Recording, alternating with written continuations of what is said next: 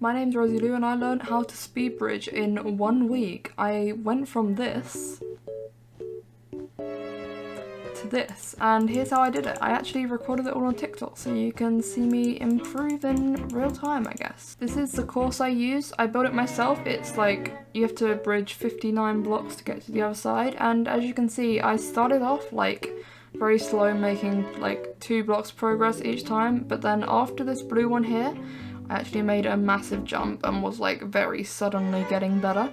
But yeah, I'll show you the progress that I made like through the videos that I was taking when I was actually doing this. Now on day 1 I managed to get 17 out of 59 blocks, which to be honest was pretty impressive considering the way that I was doing it. But yeah, and then I fell off and that was a bit tragic. Now skipping ahead to day 4, I made a lot of progress here. This was where I had gotten a tip previously, so I changed the way I was clicking and you can really see the difference. I was still going quite slow, but the fact that I got as far as I did, like I made a lot of difference to the last one, so yeah.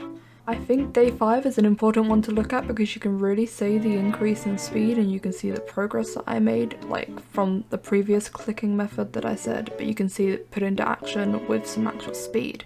And I got quite far on this one, it was 32 out of 59. Skipping ahead to the final day, obviously I got 59 out of 59 blocks and I had to speed this clip up a little bit just because I was on the slower side of things, but I still made it and it was still speed bridging, so I'm counting it. But yeah, it took a while to get there and it took a while to like get a clip where I actually managed to do it the whole way just because the unshifting and shifting timing was like a bit dodgy. But yeah, I'll show you how I did it now and the changes I made. So when I first started learning how to Speedbridge, I wasn't doing it right. So as you can see, I've got the key control thingies up above my head so you can see what I'm doing. But what I was doing when I first started was like, obviously when you get into position and when you do any Speedbridge, you hold S and D and you hold the shift button or sneak, whatever you've got binded for sneak. And then you just do whatever you're going to do. But when I was doing it, I was just holding down the right mouse button and like trying to time the shift button with that. So like I just held that down. I can't even do it now. So I just like held that down like this and then did that, and just like the only button I pressed was the shift button. And as you can see, it's not very effective because you have to time it exactly to like make sure you can do it right. So then I went from doing that because someone gave me a tip on TikTok and they said just alternate your shift and your mouse button clicks, and it really improved my speed bridging. Like now, okay, that's not a good example, but it really improved my speed bridging because now I can go a lot further. Like that's how I progressed so quickly, was that tip. There we go. But you just got to make sure you line up, obviously. But if you just alternate it like that, and then the quicker you alternate it, the quicker you're going to go. But you get the idea. That's how I learned to speed bridge. Just that's literally that single tip was what improved my ability. It was just, you know, I was not placed correctly there. So just also mouse placement, like if you make sure your crosshairs like at least there, make sure you're not moving, and then like that. Yeah, that's easier. You get the point.